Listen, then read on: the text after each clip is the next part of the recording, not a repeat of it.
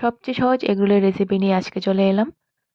নিয়ে নিলাম পরিমাণ মতো ময়দা, সাদা তেল, নুন আর জল দিয়ে ময়দার ডোটা এরকম ভালো মতো নরম করে মাখিয়ে নিলাম। এদিকে হলুদ গুঁড়ো, নুন, লাল লঙ্কা গুঁড়ো দিয়ে ডিমগুলিকে একটা বাটির মধ্যে ভালো মতো ফেটিয়ে রাখলাম। এদিকে ময়দার গুল্লাটিকে এরকম ভাবে এগরোলের সাইজে যেরকম রুটি হয় সেরকম বড় বড় করে বেলে নিলাম। তারপর চুলায় কড়াই বসিয়ে দিয়ে কড়াইটা গরম হয়ে গেলে তার মধ্যে শুকনোভাবে এগরোলের রুটিগুলিকে ভেজে তুলে নিলাম।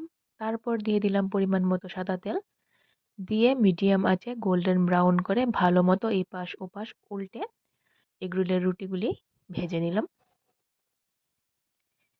ভাজা হয়ে গেলে তার মধ্যে ফেটিয়ে রাখা যে ডিমটা রেখেছি এটা এখন দিয়ে দেব।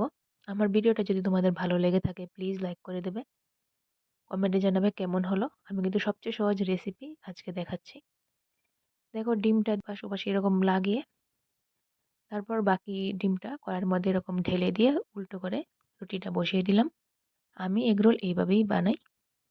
দেখো ডিমটা কি সুন্দর রুটির উপর লেগে গেছে। এদিকে শসা কুচি, পেঁয়াজ কুচি, কাঁচা লঙ্কা কুচি নিলাম। তার মধ্যে বিট নুন, টমেটো সস আর গোলমরিচের গুঁড়ো দিয়ে দিলাম। দিয়ে ভালো মতো মাখিয়ে নিচ্ছি। আমি আগেই বলেছি আজকে সবচেয়ে সহজ রেসিপি দেখাবো।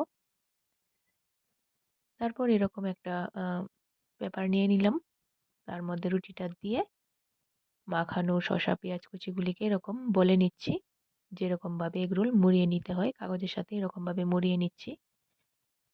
হয়ে গেল সুস্বাদু এগরোল। খুবই টেস্টি হয়েছে। আর আমি প্রায় সময়ই বানাই এরকম এগরোল। তো আমি অভ্যস্ত, এটা বানাতে বানাতে আমার কাছে খুবই ইজি লাগে।